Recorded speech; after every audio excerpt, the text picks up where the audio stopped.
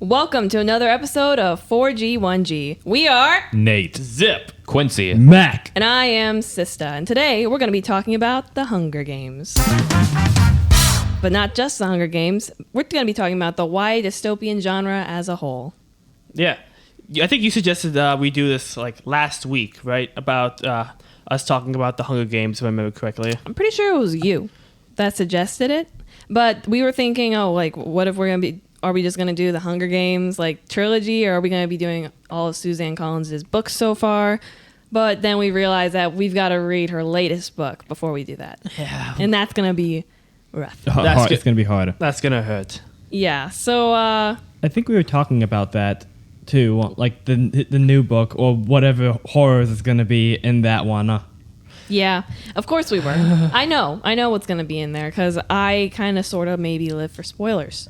How you doing? Like, I am unwell, or I was unwell like a couple months ago. Like I actually had to camp out in the bathroom to just stare at myself in the mirror for a little bit because Suzanne Collins is just so good at causing people to feel terrible inside. Like, you know that feeling like when you just want to crawl into a grave and just lie in it and stare up at the stars? It gives you that feeling. That's how I felt when we finished Attack on Titan, so yeah. Yes, you understand. Oh, yeah, basically similar sort of thing. For clarification in the feeling terrible inside, does that mean the characters in the story, the readers, or both? Yes. Yes. Yeah, Zip is correct. So first thing we're going to be talking about is how the Hunger Games is a blueprint for the YA mixed genre materials. Like the main mix, that's when I say mix, I mean it tends to be the YA stuff, romance. Dystopian has romance in it of some sort. Sometimes a love triangle, sometimes not. In this case, there's a love triangle in it, but we're going to get to that later. So what are you guys' thoughts about how this started the dystopian genre or YA dystopian genre? Well, I don't know a lot about other YA dystopias apart from the Hunger Games, mostly on purpose, to be completely honest, because I've heard that most of them weren't that great. We'll get to that. Yeah, we'll get to that because you know a lot more about it because you've read more of the books with that. But one thing that I actually noticed is how or I think all of us have, is how it sort of follows like a pattern, a not so subtle pattern with these sort of things, in which you have the intrepid female lead. It was part of like some sort of nation, dystopia nation that's divided into a whole bunch of different segments that are used in order to aid the head honchos of this said dystopia. And then there's like some sort of competition or a group of people that are a part of like a whole thing, that are like a part of it, so for reasons, because of like evil dystopia reasons or something like that. And then simultaneously there's like a love triangle that's going on for some reason, although it's actually done well in these books, but we'll get to that. But anyway, it's taking all of the things that people I think associate with the Hunger Games and just sort of plop it into that, minus the very specific themes and messages and stuff that actually go with the books, which is, a lot more thought-provoking, in my opinion. Thank you. I have a lot of thoughts. I have a lot of thoughts on this. Yeah, as do I. The main reason, like, what was the main point of what you just said? The main point is that they kind of take specific points from the Hunger Games, and not necessarily, and just transfer it over to the other books. I'm assuming, without sort of looking at the overall message of it. Like for the Hunger Games, it's more of a critique on the media than anything else, kind of like Gone Girl, in that regard, at least in my opinion. I think it's one theme that resonates with people is the exploitation of children. Oh, that's a good point. In the media and of the media as well. Like people, like they tend to look at children and they see innocence. So how about we throw 24 innocent children to the wolves, and have them kill each other? They talk about that in Battle of the Songbirds and Snakes, actually. Yeah, it's like everything in the Hunger Games, like in the trilogy and more of Suzanne Collins' books, it's all about the thematic elements of life today, what people can really relate to and what resonates with them. And with the YA genre in and of itself. It's what exactly can teenagers of today relate to with what the teenagers in these books will go through and how they process these different feelings and stuff like that. So with The Giver, for instance, Yeah, that's a good That's book. a great book. of course, with Jonas, he feels obviously he is set apart from everybody else because he can see colors and nobody else can. And there are many kids who feel like they see things one way, everyone else sees it another way, and they don't know who's correct. If they're crazy, everyone else might, look at them weird. And it's the sense of otherness that a lot of kids feel, where they feel like no one else understands how they feel about things. A lot of it's about feelings, which is all that people ever really experience during that age, when the hormones running wild and stuff. So I think that's one reason why people enjoy it so much, which is understandable. It's interesting. I definitely consider the Hunger Games the YA genre, but I never thought of the Giver as that, considering how Jonas is only 11, for instance. So He's like 12 or 13. Yeah, but he's like, I wouldn't call him a young adult because since he's still basically a kid. So, but the fact that it still has those lingering themes of basically the dystopia and and breaking out of the mold is very interesting. And I think another interesting thing that kind of makes the Hunger Games stand out and why it was basically a bedrock is about how it's the idea of having to survive in this horrible, horrible world because the capital sucks. High school. Yeah, and what the controlled wilderness while you're being hunted down by your peers, basically. Public school. What was that? Is there something in your throat? I'm fine. Oh, okay, that's good. So, something that I realized with the trilogy as a whole, you can see this briefly in the first book, but in the trilogy as a whole, is how, and I think this is one reason why teenagers can kind of, resonate with it, is how during these stages of between the ages of 12 and 18, they undergo this phase of psychological development called identity versus role confusion. And that's basically the stage where they are trying to figure out exactly who they are, what their place is in society, what kind of groups they're going to be a part of, and how exactly they're going to present themselves in the future. So, like for instance, can I read something here? Yeah. Okay.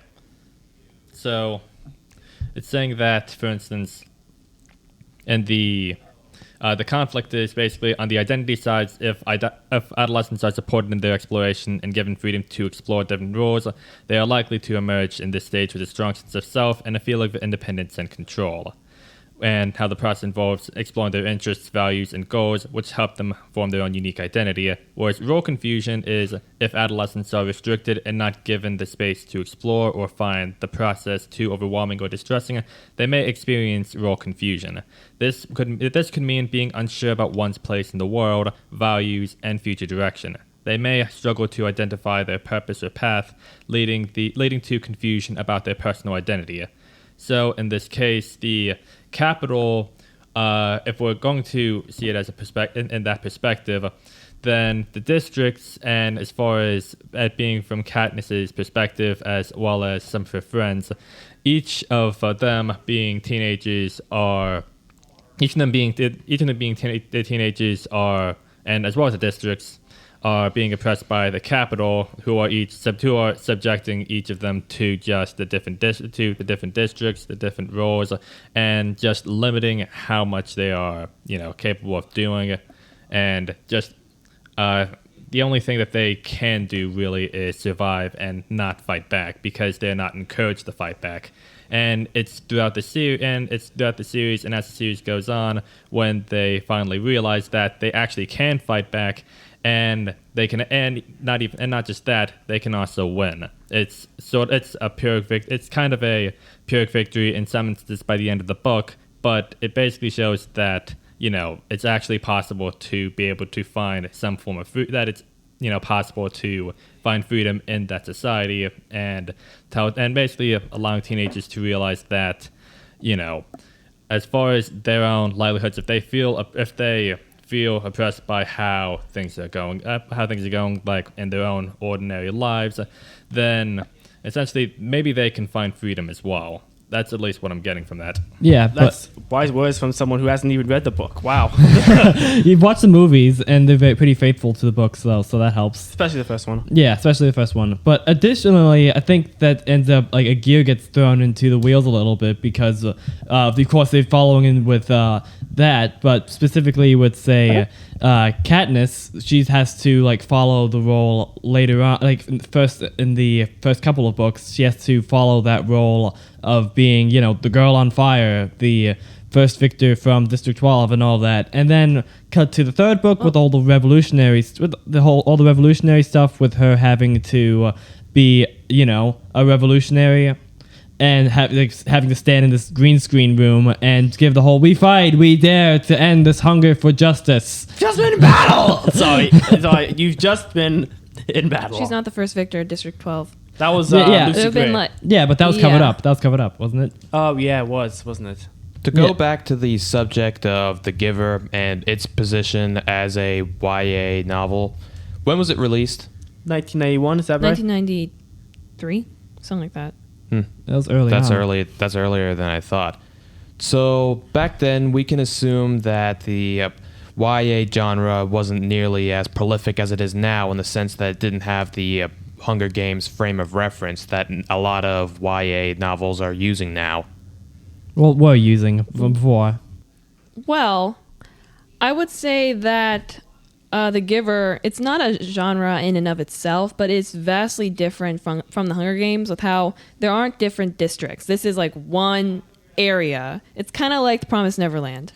Yeah. That's a good comparison. It's Except like- no demons, thankfully. Yeah, it's like there's this one community, you have no idea what's outside of it, and we never really learn of what's outside of it. I think there are more books in the series, but Oh, there are. yeah, I believe so, but I haven't read any of them. But there's just this one community, everyone believes this one thing, and then there's one person who realizes the truth that things aren't as they seem. But with the districts, and with some of these other ones like Maze Runner, well, Maze Runner is also kind of like that because they all have amnesia. I forgot about that. In amnesia. Divergent or like the Hunger Games, there are these different sections where different people live, and each of them have a specific thing that they're supposed to do and are basically, forced to do for this higher power. So, I think that Divergent is a bit more of a clear-cut, not carbon copy, but it's pretty similar to the Hunger Games. You read the book too, so you kind of you have an act. What's the word? have an advantage Yeah, over us anyway. Well, not an advantage. I just, You have a firm foundation of you know what Yeah. you're talking about with this. yeah, and I've had a lot of time to stew as well. Also, just another thing about like the genre of dystopia is that like before the Hunger Games, and even including The Giver to this, how before that, I'm gonna go back to the whole victory against the oppressive establishment thing. Is how before this wasn't necessarily like a thing that happened in dystopia books. Yeah, Yeah. the people winning? Yeah, Yeah. like 1984 No, or definitely not. Fahrenheit 451, where everyone freaking dies. Well, I mean, Yeah. Fahrenheit 451's like a bit more of a happy ending because it's hard for there to be a dystopia when the dystopian government and everyone in it, except for like 5 or 6 people, have been raised by a nuclear bomb. And Yeah. those had adults. Oh, yeah. So yeah. the YA dystopia, it's like children who are overthrowing the government. That's weird. Yeah, they're gonna die. Yeah, exactly. They couldn't overthrow a table. They're children. Jonas, he never overthrew any kind of government. He just escaped. That's exactly Yeah. what I was gonna say. So- The only victory that was in The Giver was He's- the fact that they managed to escape. And he And- saved the baby, who Yeah. was just like him. And the same thing in Fahrenheit 451. That was a grown man.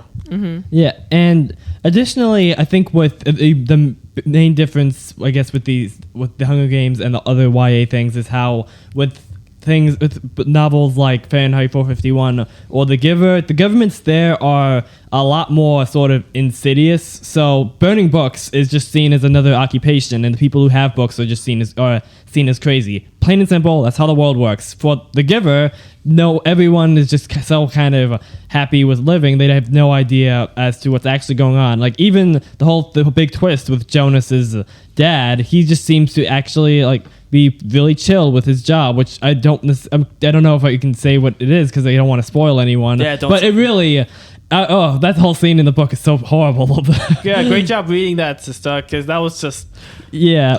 Yeah, it got a reaction out of everybody. Yeah, it did. It did. The Capitol, on the other hand, is just the most horrible, fascist... Colorful. Colorful, just horrible, like Geneva Conventions, humanitarian rights thrown out the window, government imaginable. It's almost funny how terrible the Capitol is. It's basically like a mix of the worst corrupt government you've ever seen crossed with like one of those fashion shows in Europe or something like that. Yeah. All right, so I was going to actually bring up one more, and that's the dystopia in Brave New World, which I think is the most insidious government of them all because so good. How it ends up in a bad way. Yeah, it ends up influencing it. It ends up influencing all of its citizens by inundating them with sensual pleasures and delights. So that's Drugs.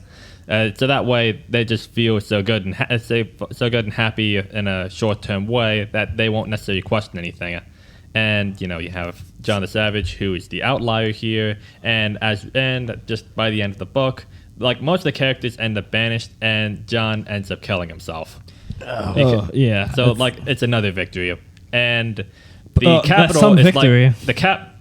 That's the victory for that. When I say the victory, I mean the victory for the establishment itself. Yeah. not so- the characters. So basically, in most of the stories before the Hunger Games, the establishment tends to win. And so, a child overthrowing the government was different. And after Quincy says the thing that he was about to say, I'll read something from a 2010 article at the height of the Hunger Games fandom and like excitement and stuff. Can I quickly say something after Quincy goes? Sure. What I was going to say was that when you were describing the Capitol as being an amalgamation of some of the most fascist, totalitarian governments imaginable, I was going to say that there was also that you could also see a dash of the Roman Empire's hedonism and decadence thrown in there for flavor. Great. Go figure. The bread and circuses and all that. Yeah, the name Panem actually translates it's as a derivative of the phrase in Latin panem et circenses, which translates to bread and circuses. Oh, no way. Which fits with the Capitol's broadcast of a 10 and up death pageant to distract the citizenry and districts from uniting against it. Ironic, isn't it? Yeah. Death So, pageant. I was going to say... 10 and up. Yeah. I was gonna say it sounds like one group's dystopia is like the superior's utopia. Yeah, exactly. And I was going to say, I think one more thing that kind of makes the book stand out, for these book series stand out from the other dystopia books, and we're able to really kickstart the genre as a whole, is that the action is awesome. Oh yeah. Yeah, because you got her whole aesthetic with the bow and arrow, and she's got to be running for her life, and then she's got to outsmart them, running through the woods. These fights, it's brutal, and it's awesome. It's just... shockingly graphic in the books. Like the descriptions are really visceral. Like They I remember, need to be. yeah, they need to be. But I remember I was 14 or something, and I was reading the book, and I was like, "Oh my gosh, this is like way more bad. But this is way more violent than I thought it was." I'm still reading it though. It's just the dogs, huh? I mean, the dogs, and like whenever it gets into like the arrows and the freaking wasp scene, which. Come on, you love that. Tracker jackers. I hate it. I hate it so much. I know you have to get rid of the enemies because you have to survive, but you can read your article now. He loved it. we all tend to make metaphors and stuff for the tracker jackers, like often actually. So we will probably bring that up a little later after I read this section from a 2010 New Yorker article What's the article that I called? found. What is it called? I'm not sure. Link in the description down below. The link will be okay. in the description because okay. I didn't want to waste the printer ink, and there was like a big drawing of Katniss, and there's like lots of color and stuff, so I just omitted that page where the title was. If I could pull it up here, then there'll be a link in the description. Anyway, So That's fair. this is about the typical dystopian narrative. The typical arc of the dystopian narrative mirrors the course of adolescent dissatisfaction. First, the fictional world is laid out. It may seem pleasant enough. Tally, the heroine of Uglies and its 2 sequels, looks forward to the surgery that will transform her into a pretty and allow her to move to the party enclave of New Pretty Town. What? Oh, What the heck Wait, is this? what? 11, I guess he is 11. I thought he was 11 or 12, but he may have aged like in the book, but I'm not sure. 11-year-old Jonas in The Giver has no problem with the blandly tranquil community where he grows up. Then somebody new, a misfit, turns up, or the hero stumbles on an incongruity. A crack opens in the facade. If the society is a false utopia, the hero discovers the lie at its very foundation. The pretties are lobotomized when they receive their plastic surgery. Spoiler alert. The residents Oh, no. of Jonas's community have been drained of all passion. If the society is frankly miserable or oppressive, the hero will learn that, contrary to what he's been told, there may be an alternative out there somewhere. So, I thought that was very interesting. That is really interesting. Yeah. And that's how a lot of people feel. Like they feel like, oh, there's got to be something greater out there for me that where I'll actually fit in. Something more to this. Yeah, and so many people just worry about fitting in. I mean, I'm one of them. Sometimes I can have serious FOMO, or you can hear my anxiety creeping up with when Yeah, I think. I think one of the reasons we did talked you hear about. my voice break? Yeah, I think one of the reasons we talk about is you being like the only girl around here that has something to do with Oh, that. yeah. Sometimes I feel like I'm set apart in a bad way from some of the girls outside the house because I just can't relate to them on that level, and that makes me feel bad sometimes. And I'm working on it. Like I am getting better, but I can definitely relate to some of these feelings of otherness. And I'm not special in any way. Like a lot of people feel the way I do. So that's what can attract people to this genre. I mean, not enough to want to get like a plastic surgery lobotomy, right? Of Ew, course. no. Okay, it's just great to know. But hey, just think about it, that you're just way cooler than all the other girls because you're with us. I am not like the other girls. Yeah, because you're with us. That's right. Yeah, it's like when you see those videos of Michael Jackson surrounded by 30 dudes, with, like bodyguards, and he's just in the middle. Oh, so that's me, I guess. That's right. Yeah, You're that's- Michael. yeah, You're exactly. Michael Jackson. I'm Michael Jackson. You are Michael Jackson. We're gonna insert that. That should be a meme. Is that a meme? I should It should- be. it It should should be be a a We're gonna meme. like- insert that in there. Yeah. Oh, So sorry. Something I forgot to mention was Okay. how Suzanne Collins first came up with the Hunger Games. Actually. Oh, this is a fascinating. Yeah, if I remember story. correctly, the interesting thing is how with this she sparked this whole genre, but it started by her doing something like totally ordinary. If I remember correctly, she was scrolling through channels, and at first it was like flipping, on a flipping channels. This is cable. flipping through channels, and at first it went through from something I think of a war in the Middle East or something like that. Yeah, the Iraq War was like at its peak at that time. And just some horrific images of the war. And then she flipped another channel, and then I think it was football, and then game shows. And just the fact that these things were happening at the same time, and then having them right next to each other. And I think she was also like brainstorming something for a story, and then she was like, So she took her main That's inspirations good. from war, football, being sports, and game shows. And the fact that you could see all those inspirations so clearly woven into the story is just really cool. And how she was able to figure... I wonder how she figured out, like, the stuff with Katniss or where she lives. Like, I wonder if she had, like, a farm background or something like that. And keep in mind, I think before this, she used to write for Wow Wow Wubsy. Is that right? yeah. Oh man, love that show. That show was my Now- childhood. Now I'm curious as to which episodes she wrote. Maybe those are like a bit more hardcore than the other episodes. Yeah. Oh, by the way, That's fun pretty fact. kooky, actually. You can say That's that. kooky. Nice. By the way, It's very kooky. the whole series is kooky. And by the way, I think the voice actor for Wubsy is Grey Delise, right? Yeah. So keep in mind that whoever the voice who is Wow Wow Wubsy also plays Princess Azula, that you will never unhear that. Ever. Just listen Alright. to him speak again, and then with that knowledge, you're never going to be able to unhear it. So Yeah. You're welcome. Also, I think all of us can slightly relate, not necessarily in a bad way, but how we're all homeschooled. We're all Christian. We have these beliefs that And values. And values that people outside in the world might not agree with, you know? And so we carry ourselves in a different way from some people outside the house. You know, we can't really relate to them in that way.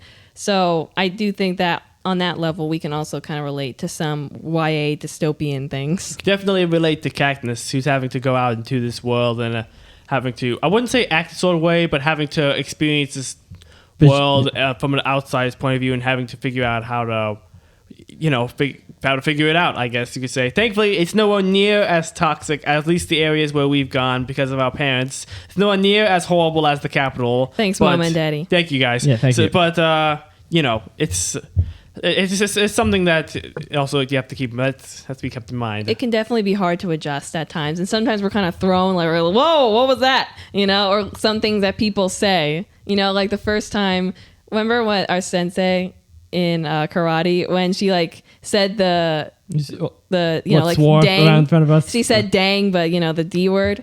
And we all kind of were like, because we were all like 10, I think. no, well, we were, I guess, around that age, but she kind of looked at us like weirdly. And then Mama said, you know, we've never really heard that word. Yeah, our little butts, we only heard swears in movies, and we were like, oh, he shouldn't have said that language. Yeah, we're always like, he shouldn't have said that. And Mama like made it clear we were never to say that, and we didn't usually watch things where that word was said. So it's even the smallest things like that is where it's hard for us to relate to outside people, you know? Yeah. And then high school sports was a whole nother situation in that regard, but that's another story. That's another story for a different day. Yeah. Okay. I was going to read another section of this article, but I think we should probably move on. So we can talk about the YA dystopian boom. And oh boy, was there a boom. It was Hunger Games wannabes all over the place. All over the place. And I get it. You know, it's like but you know, Suzanne Collins is the one and the only. You know, she's the best. Yeah. She's the best of all of these IMO. What? So, I mean, I pulled up a list of these dystopian series published after or during the Hunger Games craze. And one of them, well, obviously you would probably know of most of them. Well, so probably not most of them. Probably only like a couple, honestly. Yeah. These people were it does seem like they're kind of trying to write the next Hunger Games. But, you know, with having that framework. Yeah, the hard thing after you get inspired by something is it's a fine line between being inspired and trying to do the same thing. Because there's a fine line between doing Denis Villeneuve's Dune movie, and basically, I know Dune was the inspiration for Star Wars, and he was basically, and how he was doing his own science fiction thing with making sure that was like very different. But there's a fine line between doing that new cinema thing and being the next Rebel Moon. Exactly. Yeah. That's a very good point. You do not want to be Rebel Moon. Yeah, there's such thing as being so inspired by something that you just make something or become something that's exactly like what you're inspired by. And that's not good. If you really that's want to do not that, unique. Just write fan fiction. Yeah, write fan fiction. No shame. Honestly. Yeah. There's no shame in that unless it's like really bad fan fiction. Then there might be a little bit of shame. Yeah, and in addition to that, one thing that really strikes me with Suzanne Collins' story and how she came up with the Hunger Games is how it just sounds like it was a really organic thing. Like it just so happened that the channels, that God lined up the channels on the TV to be in that order. Like how it would specifically go from, you know, news station to NFL to Jeopardy, and it just so happened to be in that order. And she's like, what if there was a society that was kind of based on that sort of thing, as opposed to other people who was like, what if I take these elements and just sort of this whole societal thing of the different sections and just use that. Can you imagine what it would be like if it was like war, car commercial, a sad dog commercial? She probably would still be writing Wow Wow Wubsy if that were the case. I don't know, maybe. Sorry, go ahead. This is how we know Elizabeth Gilbert was right on so many levels with this big magic stuff. That was a good book. Yeah, I only read We never finished it. No. Yeah, I only read like bits and pieces. I finished it. I've read it like twice now, and it's so good because it's like you wonder, like how you were, how exactly did Suzanne Collins come up with a story like this? Big magic. The idea just came and smacked her in the face, you know? Like an arrow. And then the Idea came and said, "Do you want to work with me?" And then she said, "Yes." And here we go. This is what we have. The odds were in her favor. Yes. Yeah, they were. Yeah. So I just think that that's super duper cool. Yeah. Does anyone else have anything to say about that before I read the dystopian novels that came after Hunger Games? I'm not familiar with any of the dystopian novels that came after Hunger Games, so you just go ahead. Okay.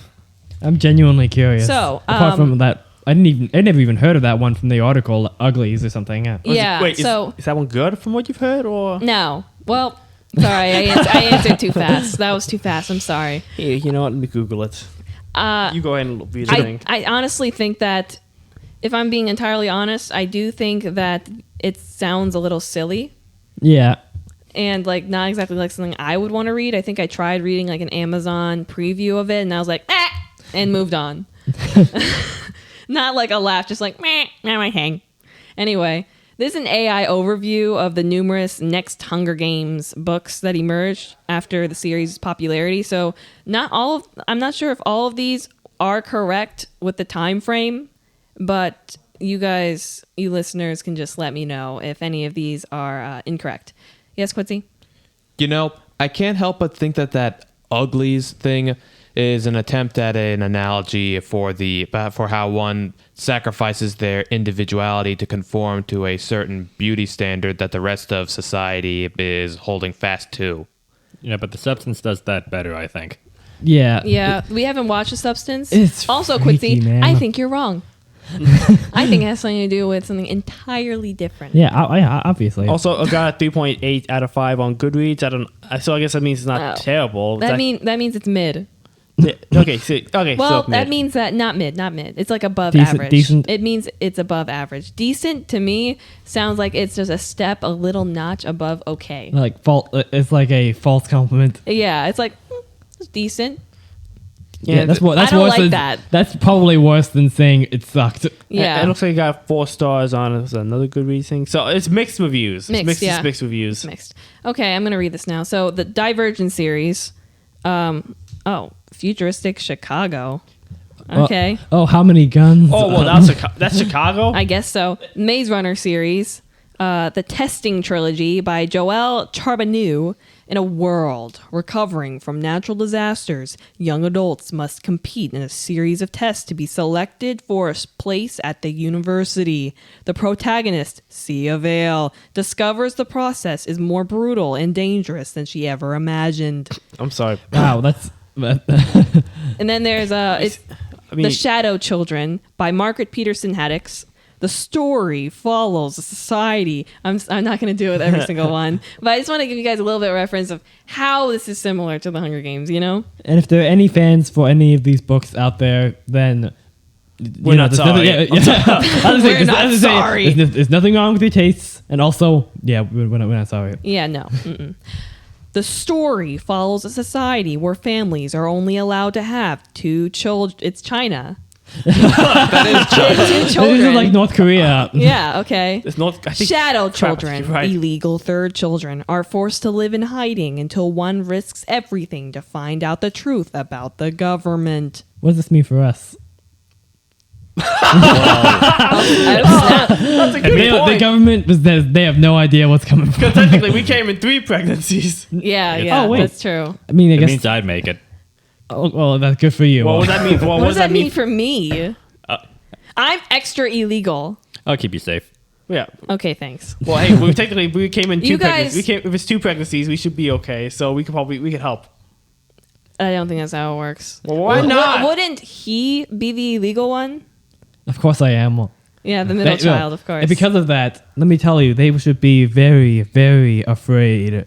Well, technically, I think you That and is just Quincy. scary. Technically, you and Quincy will be illegal, and then just the 2. That you I'm know extra. what? I'm the illegalist. You know what? Maybe you should be afraid. You know, the illegalist sounds like a pretty good name for a YA dystopian series. Make a note of that. Ah. Hey, make a note of that. The Maybe. illegalist. Wait, so you mean to say like just the most illegal, but using that as like a word, I don't know. illegalist? How do you spell illegal? Illegal. You spell- Illegal. Yeah, exactly. Yeah. Eagle. Cool. Okay. Yeah. Sorry, you You agree. see how I spell it? Like illegal. That's not Anyway. how you spell that. Red Rising. The Red. I told you guys about the Red Rising. It was very depressing saga. for when you It host. was depressing, and it made me so mad for the dumbest reason. But anyway, that's a little different. I feel like that's a little bit. That's a. More creative. That's more creative. It's a 'cause in lot more creative. Because it's having that It's set in on space. Mars for one thing, in a society stratified.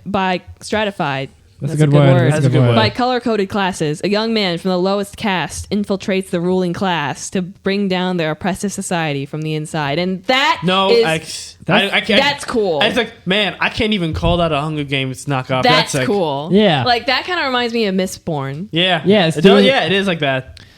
May love I that ask what made you so irrationally mad with that one? We'll get to. We'll talk about that some other time. What do you think?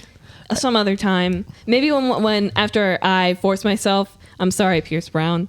You are an excellent author. Like you are a poet, but something about the new love interest of I love Io. Okay, I love her. I would kill for her. I would die for her. I would maim and pillage for her. Maim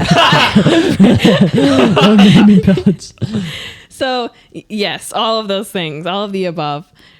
And I just don't like how, what's his name? I'm sorry, moved on.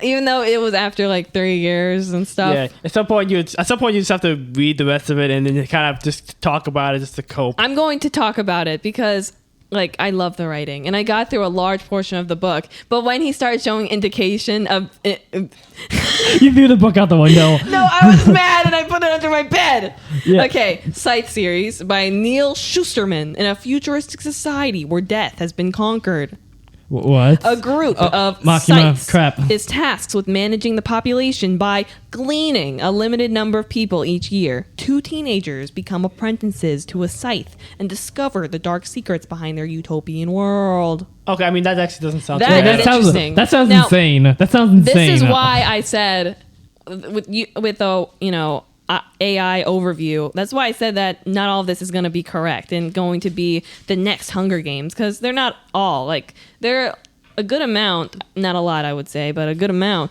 of YA dystopians that aren't based off of the Hunger Games. If you can hear any callers in the background, Stokely just came in to take a nap.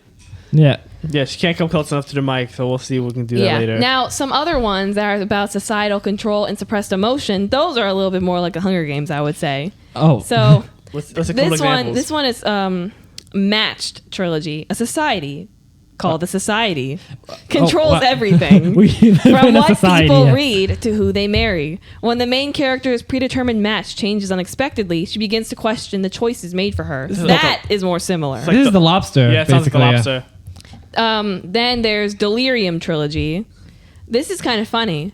By Lauren Oliver. I read so many of Lauren Oliver's books. Oh, really? When I was a little tot, when I was in middle school, and I despised myself. Lauren, what's her name? Oliver? Hold on. Oh, okay. Lauren Oliver books. Oh, yeah. She wrote Before I Fall. Oh, so yeah, you love that book. Oh my gosh. Love that book so much. So anyway, I actually should probably check this out because she's such a great author. But I do think that this sounds kind of silly. In this series, the government has declared love a contagious disease, and all citizens must undergo a procedure to be cured of it upon turning 18. The main character falls in love just before her scheduled procedure. Someone had to do it. I am intrigued. But anyway, so What's that So last I'm book called noticing again? I'm noticing a pattern here. yeah, I Like, know. What? Insert random human characteristic, make that illegal, and then allow for a human characteristic to actually take center stage in some sort of way, or have societal thing that character works in, and have them do a thing that goes exactly against thing that I said.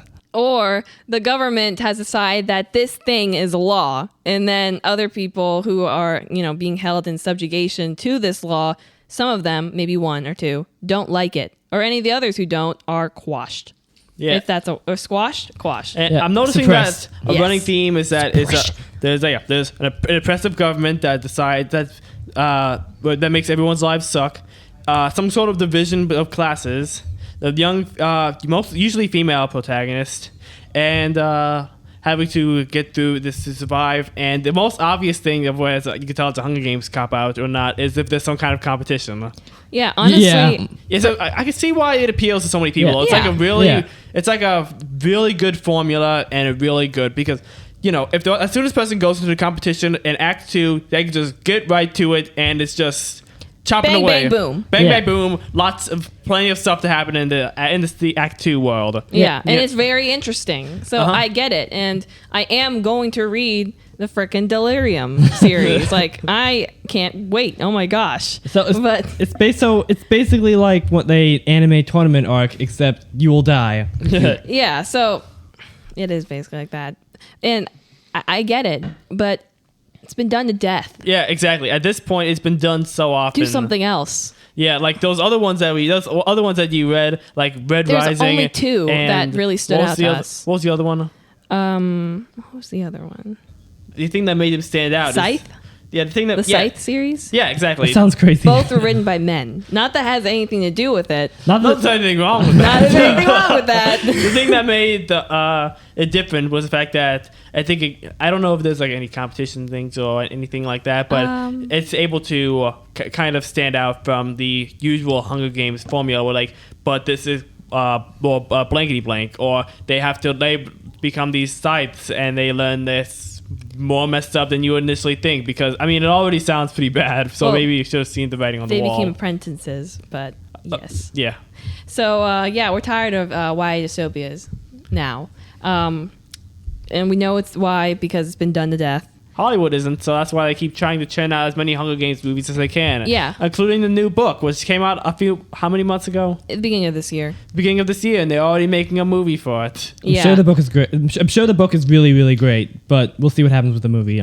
And I think that one reason why we're tired of the YA dystopian books and the YA dystopian movies that are made like a month after the books are released is like it just doesn't feel like it's intrinsically emotional anymore. Like with Katniss, there are paragraphs upon paragraphs of how she's dealing with the crap that she goes through.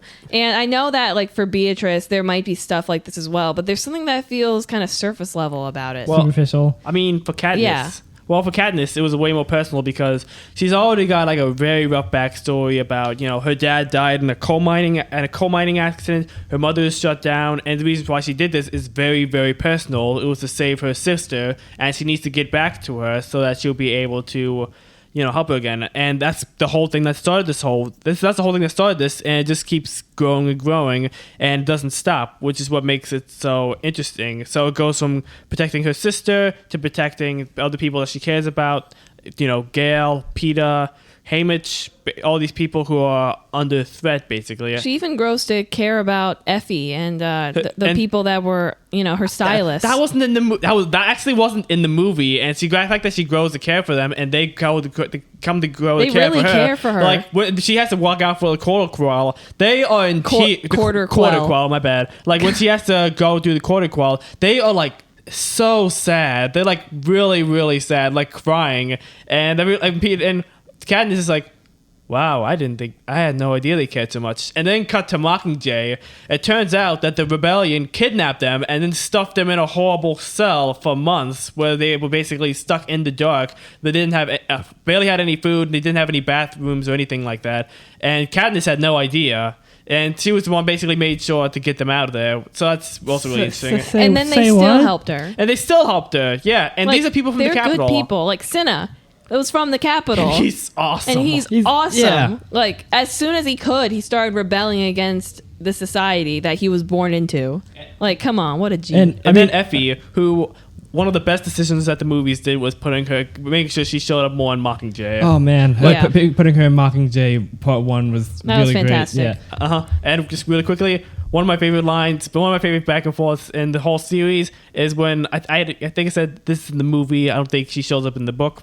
Totally get that, but I think when Haymitch is coming up with ways to be able to get Katniss to appeal to the people as a symbol of the rebellion is because since Effie isn't wearing her capital outfit anymore. Thank and you. she says, and Heyman says, I think I like you a lot better, with all the hair. And then Effie without the says, makeup. with all the makeup. And then Effie's like, well, I like you better sober. And Heyman hates being sober, and so he just glares at her for a moment. But it's okay. A ship that none of us expected. It's pretty good. Yeah. Not bad. Yeah. Okay. Not bad at And all. one more thing, I think another thing that appeals with that you would kind of see a lot more of after the thing with the Hunger Games is the Katniss's character. Very blunt in how she says these things. Like even when it's her point of view, and it's like in the first person point of view, she's very blunt. She doesn't really give very detailed descriptions of things, and she kind of goes over like the main details, which is something I found to be very interesting, honestly, because because as far as those details, all she really needs to know are the main things, because she's kind of constantly in the present moment. You know what I mean? Yeah, she is. That would explain why all the violence is so descriptive, because And visceral. And visceral, because given the type of person that Katniss is, it makes sense that she would note that, even if it's for like a fraction of a second. And also with the Cinetalk from earlier, one thing I absolutely love about his first appearance in the movie is the moment he comes in the door and first talks to Katniss, he says, "That thing with your sister was probably one of the bravest things I've ever seen." Yeah.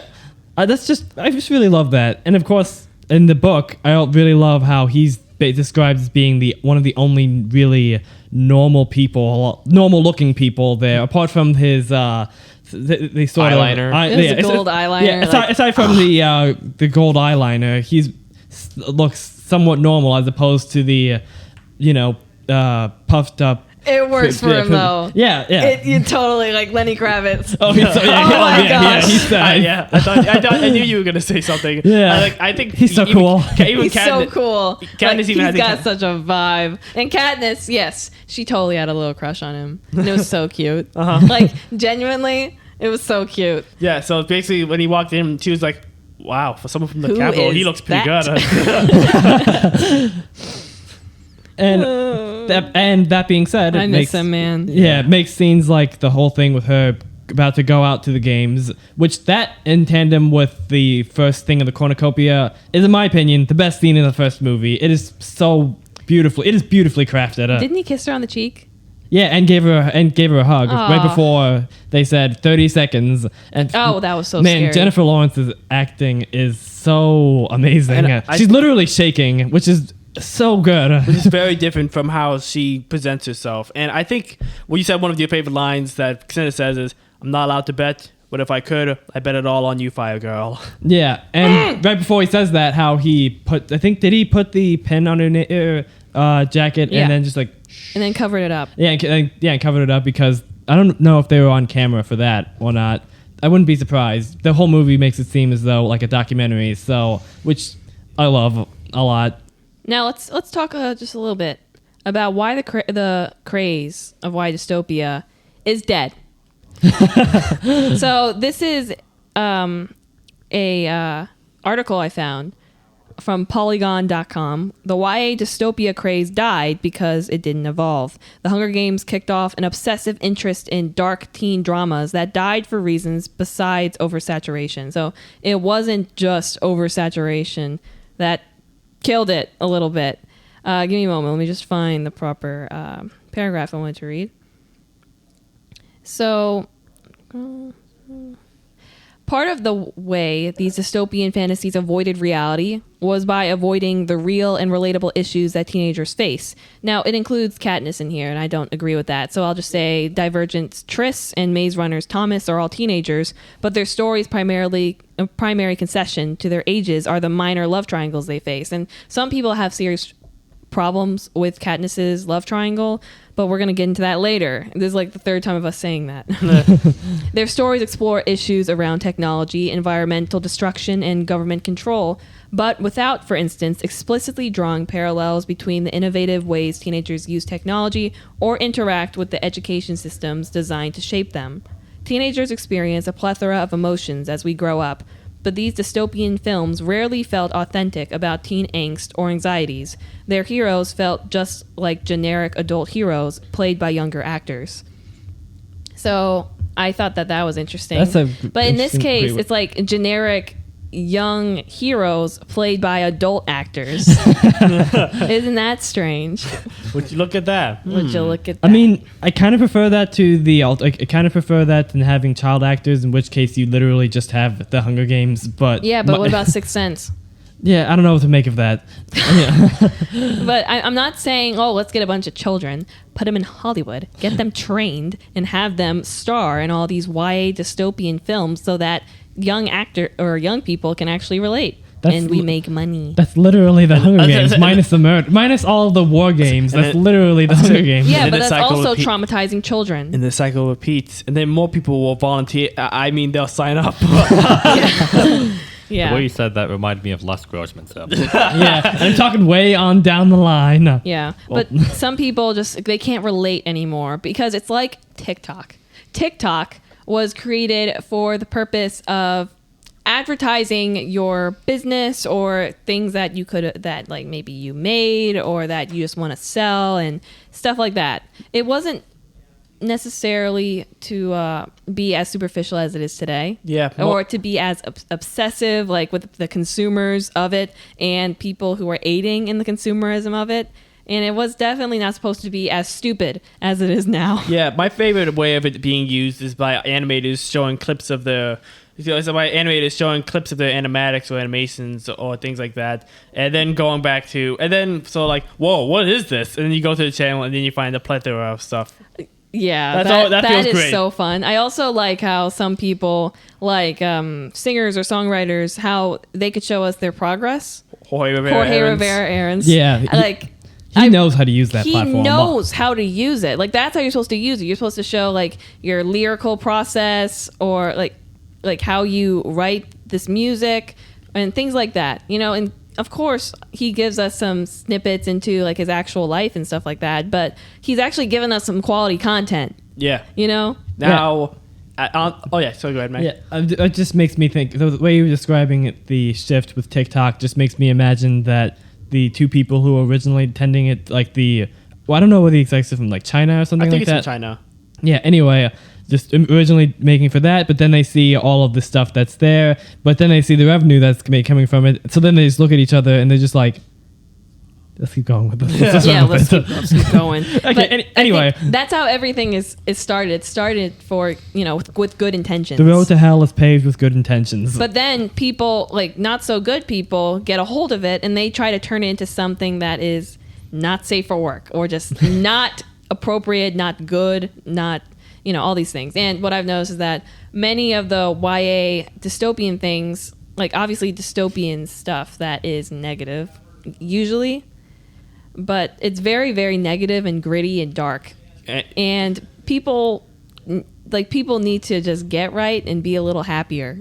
So and plus, I'm a little tired of all the darkness. Plus, if you really want to make something dark, then the only real darkness can only really be contrasted with light, which is why Attack on Titan is just so emotionally devastating, because you see all this stuff, you see like the positivity with stuff with the characters, and you latch onto that like your life depends on it, which makes all the awful stuff later even more depressing. It's why It's like why you have Jacob to Esau's heel. Yeah, you just don't let go. Don't let go. It's why you have the whole thing of everyone socializing and going and enjoying a great dinner, and Sasha going feral with that meat right before the Battle of Shiganshina, and the immense tonal shift that the series takes after that. A lot of Brando Sandal books like this too, where they'll have a lot of heavy plot stuff, then you have the characters having fun somehow, and then boom, you're struck with something happening. It's hard to relax when you read those parts. And I was also going to say real quickly, on the note with the media, just on that note with fakeness, I really love how with the capital versus the districts, how the capital is just completely everything is fake. Everything. And we keep talking about the movies. The first movie, when it first introduced the Capitol, is so good because we spent like the whole first act in the District 12, and then of course Effie comes in and she looks completely different and from everything else. And then you go to the Capitol, and everything is basically like what you said with the whole TikTok thing. It's all fake. It's all superficial. One guy's walking around with a freaking pink dog. I don't know where he got that. I don't know. What did he do to that dog? What did he do to that dog? But just to how, and then of course how they actually glorified the Hunger Games. And one of my favorite scenes with Katniss talking to Peter about how they're going to handle it the night before the games, and the scene ends with you see a bunch of people outside the Capitol at a huge building with the lights flashing all over the place, and you could hear them screaming, "Hunger, hunger, hunger!" I think that's they what were so excited. I think that's what they're saying. It was terrifying. Terrifying. It was like a rally, and they believe in this. Like they're used to the bloodlust. What a bunch of maniacs. They're used to throwing children to the dogs. As long as it's not their children. Honestly, that's probably one of my favorite aspects for any of these books with the whole media thing. But for another, it gets you thinking, so do the people in the Capitol, they know about the stuff with the history and the Capitol, the Capitol folks ground the other districts to the ground. Where else would you ground them? But anyway, and won the war and all that. And this is all, a reminder to the districts of who's really in charge. Terrible idea, by the way. Yeah, horrible idea. To start another war. That was stupid. It's the whole thing of like when you conquer your enemies, what's the first thing that everyone does? Revenge! Before that, before that, the person, the victor, usually, since the victor goes the spoils, they put a whole bunch, except for maybe the Civil War. That's a whole other story. Then they put a whole bunch of harsh penalties, like pay taxes, give up land, that sort of thing, into the country, and that leaves the very specific and fringe members of the country, embittered and wanting revenge. And in that case, you end up getting, the whole Hannibal thing, who almost destroyed Rome. But anyway, the thing with the Capitol, how much do they actually know about what the districts go through? Obviously, everything goes to the districts, but do they know that the people are like being worked to the bone, or are they just sort of like, well, they deserve it. They shouldn't have fought against their. They do not sound like that. Yeah, it takes place in America, so. No, dude, keep it up. Like, no, they shouldn't have done that anyway. If they really wanted to not be sent to these Hunger Games and not serve us, then maybe they wouldn't have rebelled in the first place, wouldn't they? The districts 1 and 2, where only the snootiest of laughter is allowed. Also, is the Capitol in District 1 or the Capitol in District 1 the same thing, or is it like the sort of thing where the difference between the District of Columbia along with the other states, where it's kind of its own thing?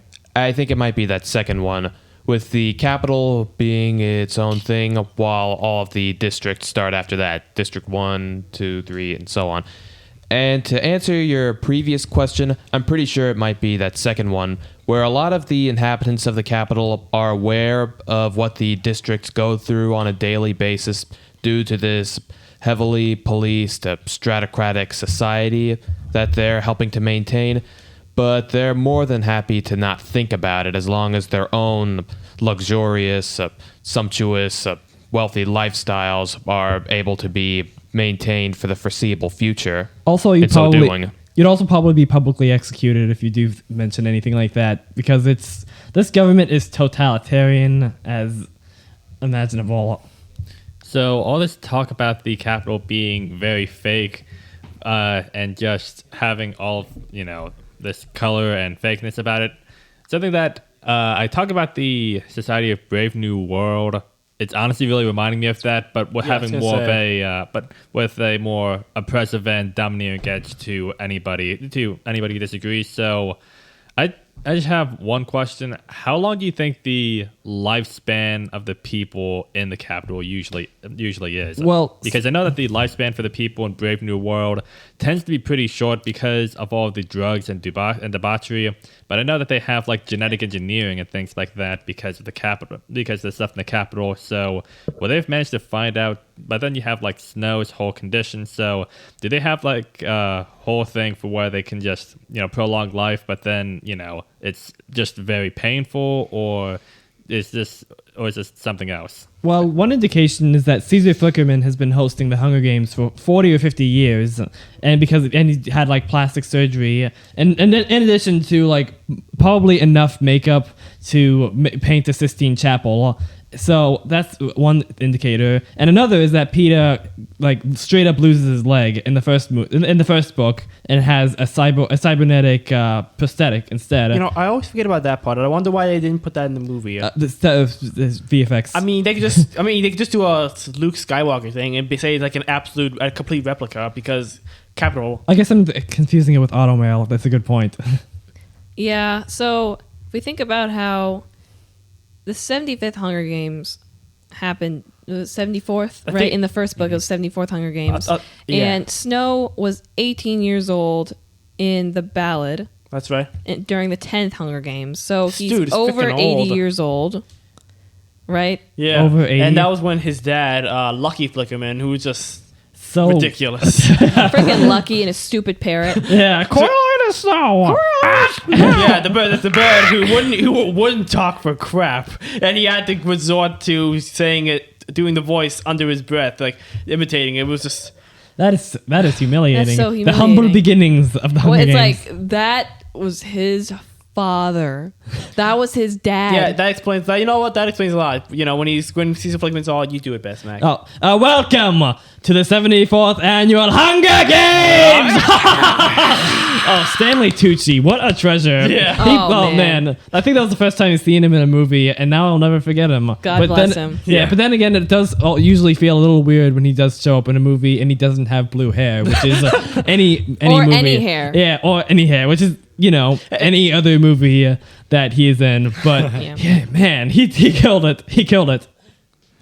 Okay, so I'll bring up this point about how non-white people barely exist in the dystopian films a little later, but I know I'm right. Hey, Oh, wait really? a minute. Wait a minute. Now that you mentioned it. Oh, holy crap! You're right. Have you noticed how like there's this filter in the first Hunger Games where everyone looks like they are insanely pale? Well, actually, I mean, well, it really helps. It makes the It place look helps. so sterile and cold. Yeah, it really helps. It does. I'm not saying anything against it, but I'll bring up how the inclusion of black people, for instance, in some of these stories, Yeah. how that can rub people the wrong way. We know which people. Oh yeah, we know exactly. Yeah, Yeah, so like in the adaptations, for instance, of the books, but people tend to think that it's like Harry Potter. They were thinking everybody was white, unless some of them were like explicitly stated to be black, but not any of the main characters. Oh no. Yeah, I was going to say, to be fair, that it is like England. I think there's usually a lot of white people there, so Naturally. Yeah. But still. but still, yeah. And I think I was also going to say, well, as far as dystopias go for non-black, for non-white people, us in this country, I wouldn't. Yeah. That's not fiction. Well. That's Yeah, thank you for saying. yeah, Thank you, Quincy, that's for just real. saying what we were all Yeah. loudly thinking. That's just real. It's just real life. That's just like we're living in it. So here it says this the same Polygon article I was talking about earlier. Of course, non-white people barely exist in the dystopian film wave. The few black, indigenous people of color That's a lot. or BIPOC Okay. characters. That's the abbreviation. Oh yeah. Okay. BIPOC. Yeah, I know. Brothers of mine. I I forgot know about it's that. abbreviation, but I've never heard of it Yeah, before. me Or neither. maybe I forgot Characters about it. are never fully developed. That's what I've noticed with what's her name? Triss's black friend. Like, of course she has a black She's friend. got black friends. in Divergent. I feel like Does her she name's die? Christina. I feel like she could be much better written. Wait, we wait. could know more about her other than she's sassy. Wait, but did and she also die? she can't really fight in the beginning. Okay, wait, but did she die though? She didn't die in the first book. Okay, well, that's good. Her boyfriend did. Oh. Spoiler alert. What was her His boyfriend? name's Black? Will. Was he black? He's white. Oh, okay. I'm pretty sure. I mean, well, no, that's Honestly, I'm not. I said, whew. No, wait. Oh, wow. Okay.